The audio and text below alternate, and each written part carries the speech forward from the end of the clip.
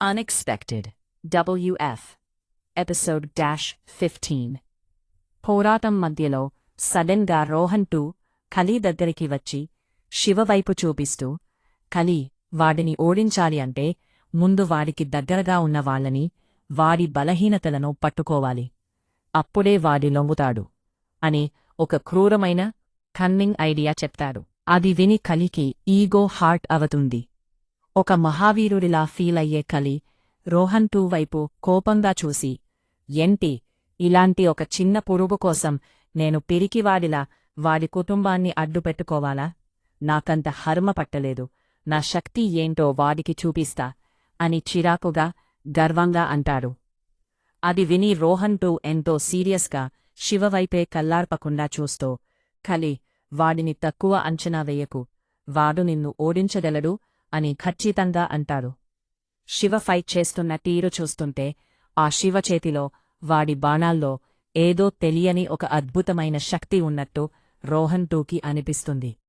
అది ఏం శక్తో వాడికి అర్థం కాలేదు, కాని వాడిని ఓడించడం అంత సులువు కాదు అని మాత్రం స్పష్టంగా అర్థమయింది. రోహన్ 2 అలా అనేసరికి ఖలీకి మళ్ళీ కోపం వచ్చి, ఏంటి, వీడు ఒక అల్పుడైన మానవుడు నన్ను ఓడిస్తాడా అని తన శక్తిమీద ఉన్న గర్వంతో శివని చూసి ఒక చిన్న వ్యంగ్యపు నవ్వు నవ్వుతో అంటాడు. వీడికి ఎంత చెప్తే అర్థమవుతుందో అని రోహన్ 2కి బుర్ర పనిచేయలేదు.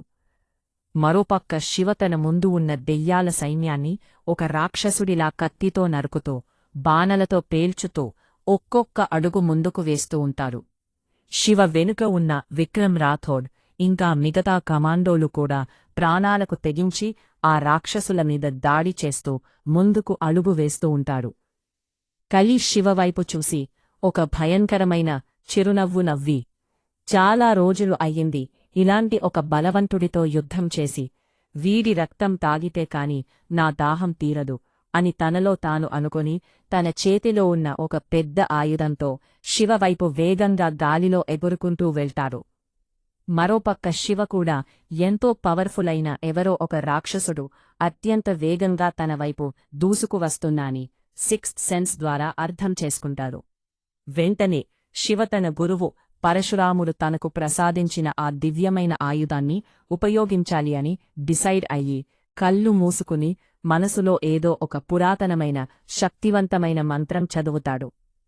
ఆ వెంటనే ఆకాశం నుండి ఒక బంగారు కాంతి శివచేతిలోకి వచ్చి క్షణాల్లో అది ఒక అద్భుతమైన ధనస్సుగా మారుతుంది. ఆ ధనస్సు సూర్యుడి కాంతికి తీసిపోకుండా బంగారు రంగులో పవిత్రంగా మెరుస్తూ ఉంది. ఖలీ శివ దగ్గరికి వచ్చి వారి చేతిలో ఉన్న ఆ ధనస్సును చూసి, ఓహో, నీ చేతిలో ఏమైనా విజయ ధనస్సు ఉంటే నీకు విజయం దక్కుతుంది అనుకున్నావా? నా ముందు ఆ బొమ్మను పనిచెయ్యవురా అని కొంచెం వెక్కిరిస్తూ హేళన చేస్తూ అంటాడు. శివ వారి మాటలను ఏమాత్రం పట్టించుకోకుండా, ఏమీ మాట్లాడకుండా కళ్ళు మూసుకుని ఇంకొక పవర్ఫుల్ మంత్రం చదువుతూ ఆ విల్లు యొక్క తీగని గట్టిగా లాగుతాడు. తీగ లాగుతున్న కొద్దీ అందులో నుండి మెల్లగా ఒక జ్వలించే బాణం ప్రత్యక్షమవుతుంది. శివ ఆ బాణాన్ని గురిచూసి ఏమాత్రం కనికరం లేకుండా ఖలీ వైపు వదులుతాడు. ఖలీ ఆ బాణం వస్తున్న స్పీడ్, అందులో ఉన్న ఆ డివైన్ పవిత్రమైన శక్తిని చూసి కొంచెం గంభీరంగా మారి ఇది మామూలు బాణం కాదని పసిగట్టి వెంటనే తన చుట్టూ ఉన్న నల్లటి శక్తితో ఒక పెద్ద మందపాటి డార్క్ షీల్డ్ కవచం తయారుచేసి తనకు అడ్డుగా పెట్టుకుంటాడు.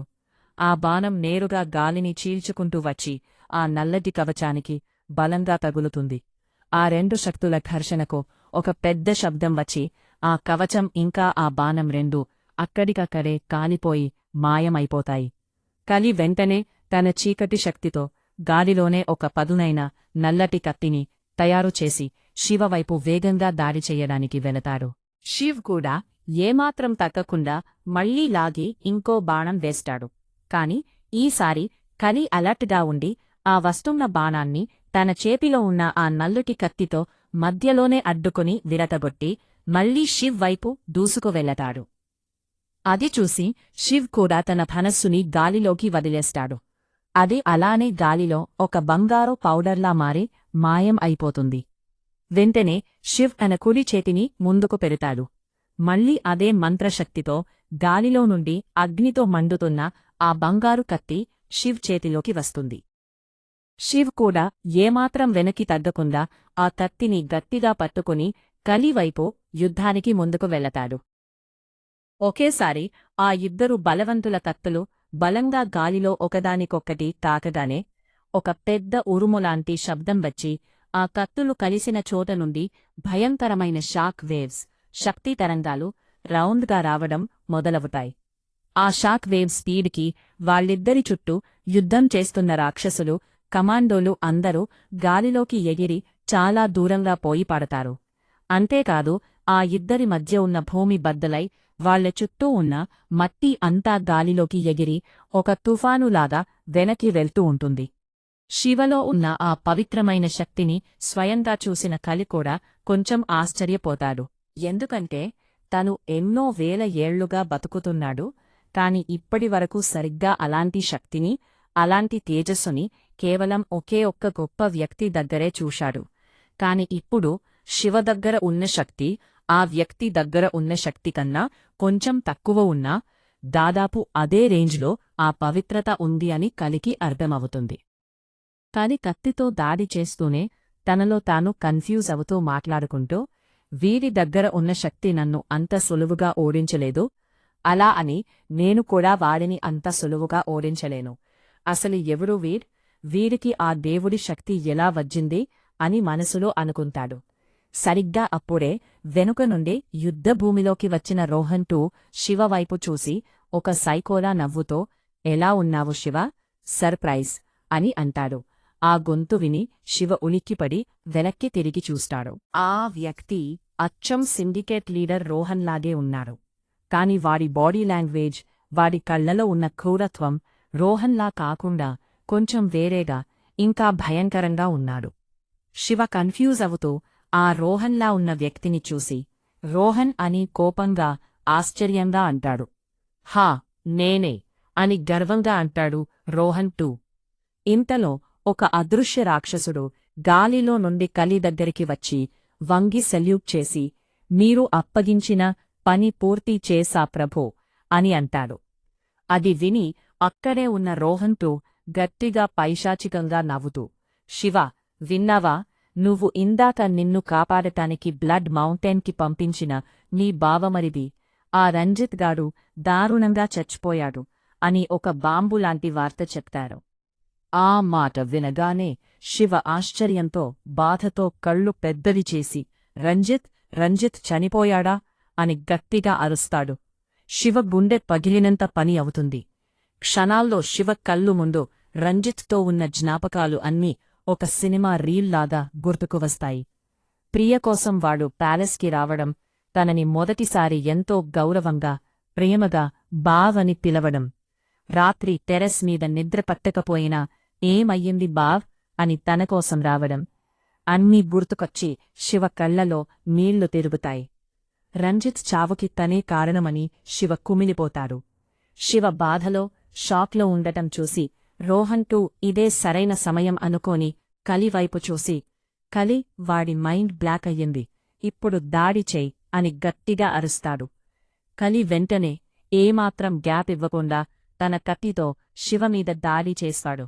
శివ అదే షాక్లో ఉన్నా కూడా తన మార్షల్ ఆర్ట్స్ రిఫ్లెక్సెస్ వల్ల వెంటనే రియాక్ట్ అయ్యి ఆ కత్తి దెబ్బ నుండి పక్కకి తప్పుకుంటాడు. తన బావమరిదిని చంపిన వాళ్లమీద ఉన్న పగతో, ఏడుపు వల్ల కన్నీళ్లతో ఎర్రగా మారిన తన కళ్లతో ఎదురుగా ఉన్న కలిని చూస్తూ, మిమ్మల్ని ఎవరినీ చంపకుండా వదలనిరా అని గర్జిస్తూ ఒక ఆకలిగొన్న సింహంలా కలిమీద దాడి చెయ్యడానికి ముందుకు ఉరుకుతాడు.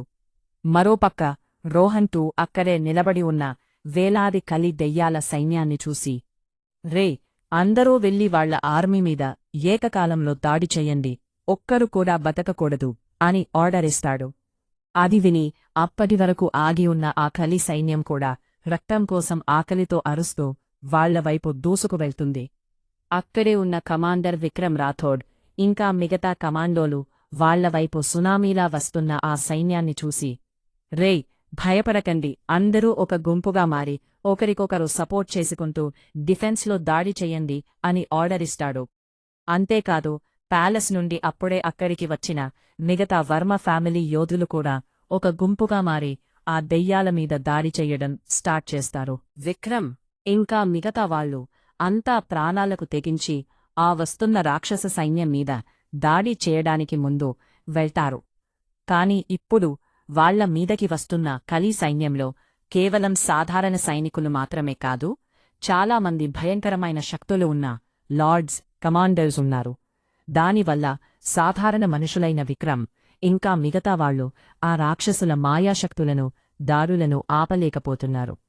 నెమ్మదిగా శివవైపు ఉన్న సైన్యం, విక్రమ్ మనుషులు ఒక్కొక్కరుగా ప్రాణాలు వదులుతూ రక్తం కక్కుకుంటూ కింద పడిపోతూ ఉన్నారు. ఇక్కడ శివ ఏమో కలితో అత్యంత భయంకరమైన యుద్ధం చేస్తూ ఉన్నాడు. వాళ్ల ఇద్దరి వేగం సామాన్య కంటికి కనిపించనంత ఫాస్ట్గా ఉంది.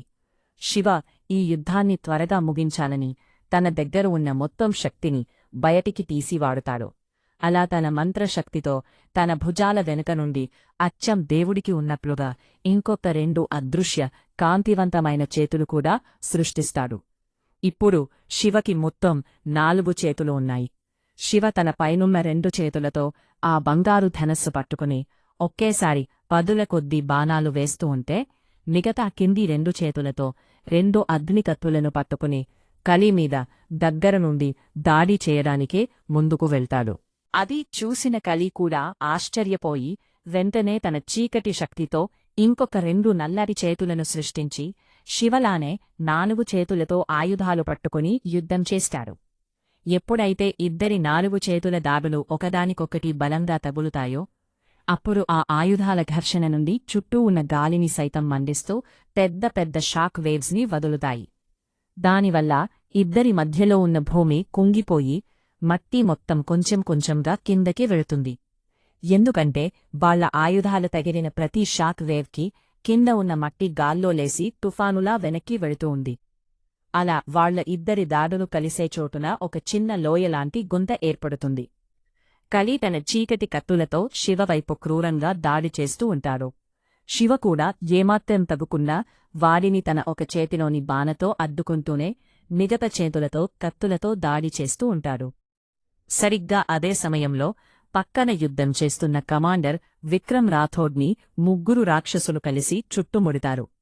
వెనక నుండి ఒక రాక్షస లార్డ్ దొంగ దెబ్బతీస్తూ తన పదునైన కత్తిని విక్రమ్ ఛాతిలో వెనక నుండి గుండెల్లోకి దింపుతాడు. విక్రమ్ గట్టిగా అరుస్తాడు. ఆ కత్తి దిగగానే విక్రమ్ ఛాతీ నుండి రక్తం ధారగా రావడం మొదలవుతుంది. ఆ లార్డ్ ఒక రాక్షస నవ్వు నవ్వి విక్రమ్ ఛాతీ నుండి తన కత్తిని బలంగా బయటకి లాగుతారు.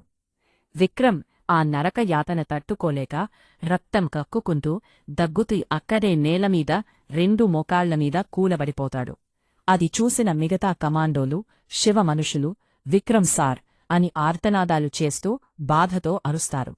అలా వాళ్లు తమ కమాండర్ పడిపోవడం చూసి ఎమోషనల్ అయ్యి కొంచెం పక్కకి విక్రమ్ వైపు మళ్లడం వల్ల వాళ్ల డిఫెన్స్ వీక్ అయ్యి వాళ్ల ముందున్న రాక్షసులు వాళ్లని సులువుగా చంపేస్తారు. తన సైన్యం అరుపులు, ముఖ్యంగా విక్రమ్ పేరు వినిపించగానే శివ గుండెల్లో రాయి పడినట్లు అయ్యి తను కూడా కంగారుగా అటూవైపు చూస్తాడు. తన ప్రాణ సమానమైన మామ విక్రమ్ రక్తం కక్కుకుంటూ కిందపడటం చూసి శివ ఒక్క క్షణం ఫ్రీజ్ అయిపోతాడు. సరిగ్గా శివ ఏకాగ్రత చెదిరిన అదే సెకండుని అదనుగా చూసుకుని కలి తన చేతిలో ఉన్న ఒక పెద్ద కత్తితో శివమీద ప్రాణాలు తీసే దాడి చేస్తాడు. ఆ కత్తి డైరెక్ట్గా శివ గుండెకి గురిపెట్టి అత్యంత వేగంగా వస్తూ ఉంటుంది. శివ ఉలిక్కిపడి వెంటనే రియాక్ట్ అయ్యి ఆ దెబ్బ నుండి ప్రాణాలు కాపాడుకోవాలి అని పక్కకి తప్పుకోవాలి అని చూస్తారు. కాని కొంచెం లేట్ అవ్వడం వల్ల ఆ కత్తి గుండెకు కాకుండా శివ ఎడమ భుజం మీద బలంగా పడుతుంది. ఆ దెబ్బకి శివ భుజం లోతుగా చీరిపోయి అక్కడి నుండి వేగంగా రక్తం పారడం మొదలవుతుంది. నొప్పికి వెలవెల్లాడుతూ రక్తం వస్తున్న తన భుజాన్ని ఒక్క చేత్తో గట్టిగా పట్టుకుని ఒక్కసారి కింద ప్రాణాపాయ స్థితిలో పడి ఉన్న విక్రమ్ వైపు జాలిగా చూసి మళ్లీ కోపంతో కలివైపు చూస్తాడు. తన మనుషులు కళ్లముందే చనిపోతున్నా ఏమీ చేయలేకపోతున్నాని అని వాడి మొహంలో చెప్పలేనంత కోపం, నిస్సహాయత, బాధ కనిపిస్తాయి. కలియా గ్యాప్ ఇవ్వకుండా మళ్లీ శివ మీద వరుస దాడులు చేస్తాడు. శివ తన 4 చేతుల్లో 2 మాయమైపోగా మిగిలిన ఒక్క చేత్తో ఆ దాడులను ఎలాగోలా అడ్డుకోవాలి అని చూస్తాడు. ఎలాగో అలాగా తన అగ్ని కత్తిని అడ్డం పెట్టి ఆ దాడిని ఆపుతాడు. కాని ఒక్క చెయ్యి తీవ్రంగా గాయపడటం, అలాగే ఇన్ని గంటలపాటు ఏకధాటిగా యుద్ధం చెయ్యడం వల్ల శివ బాడీలో ఉన్న ఇంటర్నల్ శక్తి క్రమంగా తగ్గుతూ వస్తుంది. వాడి కదలికల్లో వేగం తగ్గుతుంది. కలి పైచెయ్యి సాధించి అలానే క్రూరంగా దాడి చేస్తూ ఉంటారు. శివ తన ప్రాణాలు కాపాడుకోవడానికి ఎలాగో అలాగా ఆ దాడిని తన కత్తితో ఆపుతూ ఉంటాడు. కాని కలి ఫోర్స్కి తట్టుకోలేక ప్రతి దాడికి 2 అడుగులు వెనక్కి వేస్తూ ఉంటాడు. సరిగ్గా అదే సమయంలో శివ వెనుక నుండి రోహన్ 2 ఒక్క దొంగ నక్కెలా సైలెంట్గా వచ్చి తన చేతిలో ఉన్న ఒక్క పాయిజన్ కత్తితో శివ వైపు దాడి చేస్తాడు.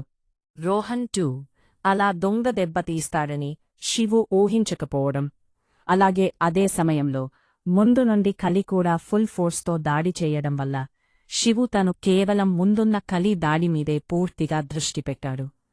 దాన్ని అడ్డుకునే ప్రయత్నంలో వెనక నుండి వస్తున్న దాడిని గమనించలేకపోయాడు. దానివల్ల రోహన్ 2 చేతిలో ఉన్న పదునైన కత్తి డైరెక్ట్గా శివు వీపులో బలంగా లోతుగా దిగుతుంది. ఆ నొప్పికి శివు గట్టిగా అరుస్తాడు. వెన్నులో కత్తి దిగడం వల్ల శివు బ్యాలెన్స్ తప్పి ముందు నుండి వస్తున్న కలి దాడినే కత్తితో సరిగ్గా ఆపలేకపోతాడు. దాంతో కలి చేతిలో ఉన్న కత్తి శివు కుడివైపు ఛాతిలో పక్కటెముకలను చీల్చుకుంటూ బలంగా దిగుతుంది. ఒక కత్తి వెన్నులో, ఇంకొక కత్తి ఛాతీలో ఒకేసారి దిగడం వల్ల శివుకు ప్రాణాలు పోతున్నంత నొప్పి వస్తుంది. వాడి నోటి నుండి రక్తం ధారగా కారుతుంది. పోరాడే శక్తి మొత్తం కోల్పోయి చేతిలో ఉన్న అగ్నికత్తి మాయమైపోయి 2 మోకాళ్లమీద కింద పడిపోతాడు. అది చూసిన విక్రమ్, ఇంకా అక్కడ మిగిలి ఉన్న మిగతా వాళ్లు తమ దేవుడులాంటి లీడర్ అలా కింద పడిపోవడం చూసి, అయిపోయింది, ఇక మా బతుకులు అంతా అయిపోయింది, శివ చనిపోయాడు అని గుండెలు బాదుకుంటూ ఏడుస్తారు. రక్తపు మడుగులో మోకాళ్లమీద ఉన్న శివ కూడా తన వల్ల ఇక ఏమీ కాదు అని ఫిక్స్ అయ్యి ఆకాశం వైపు చూస్తూ కన్నీళ్లతో, నన్ను క్షమించండి గురూజీ, ఈ శిష్యుడు మీరు నాకప్పగించిన ఆ కార్యాన్ని పూర్తి చెయ్యలేకపోయాడు, మా నాన్ని పగ తీర్చుకోలేకపోయాను అని భారంగా అంటూ నెమ్మదిగా కళ్ళు మూసుకుంటారు. ఇంతలో రోహన్ 2 ఇంకా కలి ఇద్దరూ ఒకేసారి ఒక పైశాచికమైన నవ్వు నవ్వి వాళ్ల కత్తులని శివ శరీరం నుండి అత్యత్మ క్రూరంగా, బలంగా ఒకేసారి బయటికి లాగుతారు. శివ శరీరం నుండి రక్తం జలపాతంలా పారుతూ నేలను తడుపుతూ ఉంటుంది. శివ ప్రాణాలు గాలిలో కలిసిపోవడానికి సిద్ధంగా ఉన్నాయి. కాని సరిగ్గా అనే సమయంలో ఎక్కడి నుండి వచ్చిందో ఒక అద్భుతమైన, కళ్ళు చెదిరిపోయేంత ప్రకాశవంతమైన బంగారు కాంతి ఆకాశం నుండి నేరుగా వచ్చి కలిమీద దాడి చేయడానికి వస్తుంది. ఆ కాంతి తీవ్రతను చూసి కలి భయపడిపోయి దాన్ని అడ్డుకోవడానికి తన చేతిలో ఉన్న నల్లటి కత్తిని ఆ కాంతికి అడ్డుగా ముందుకు పెడతాడు. కాని ఆ పవిత్రమైన కాంతి వాలి కత్తిని ఒక పేపర్ని చిచ్చించినట్లు 2 ముక్కలుగా చీల్చుకుంటూ వెళ్ళి కలి శరీరం మీద బలంగా పడుతుందని ఊహించండి. ఆ దాడి తీవ్రతని ఆ కత్తి ముందే కొంతమేర తగ్గించినా కూడా ఆ కాంతివాడి శరీరాన్ని తాకగానే కలి ఛాతీ మీద మాంసం కాలిపోయి ఒక పెద్ద గాయం అవుతుంది. వాడు నొప్పికి అరుస్తూ చాలా దూరం ఎగిరిపోయి పడతాడు. కలి ఆ కాంతి వెలువడిన శక్తిని చూసి ఆ ఎనర్జీని గుర్తుపట్టి, అదే శక్తి, ఇది వాడే అని కళ్ళు పెద్దవి చేస్తూ ఆశ్చర్యంగా, భయంగా తల ఎత్తి ఆ కాంతి వచ్చినవావైపు ఆకాశంలోకి చూస్తాడు. ఆకాశంలో ఒక వ్యక్తి గాల్లో దేవుడిలా నిలబడి ఉంటాడు. ఆ వ్యక్తి కరెక్ట్గా సూర్యుడి వెనుక నిలబడి ఉండడం వల్ల ఆ సూర్యకాంతిలో ఆ వ్యక్తి మొహం స్పష్టంగా కనిపించడం లేదు. కాని ఆ వ్యక్తి నుదుటి మీద మామూలు 2 కళ్ల మధ్యలో నిప్పులు కక్కుతున్న ఒక మూడో కన్ను, థర్డ్ ఐ, తెరుచుకున్నప్పి అందరికీ స్పష్టంగా అనిపిస్తుంది. ఆ మూడో కన్ను నుండే ఆ భయంకరమైన శక్తి వెలువడుతుంది. కింద ఉన్న రోహన్ 2 కూడా భయంగా అదే వైపు ఆకాశంలోకి చూస్తాడు. ఆ మూడో కన్ను ఉన్న వ్యక్తిని, వాడి చేతిలో ఉన్న పదునైన ఆయుధాన్ని, గుడ్డలిలాంటి ఆయుధం చూసి వణికిపోతూ వాడి గొంతులోంచి మాట పెగలక, షీ షీ శివ అని భయంతో అరుస్తాడు.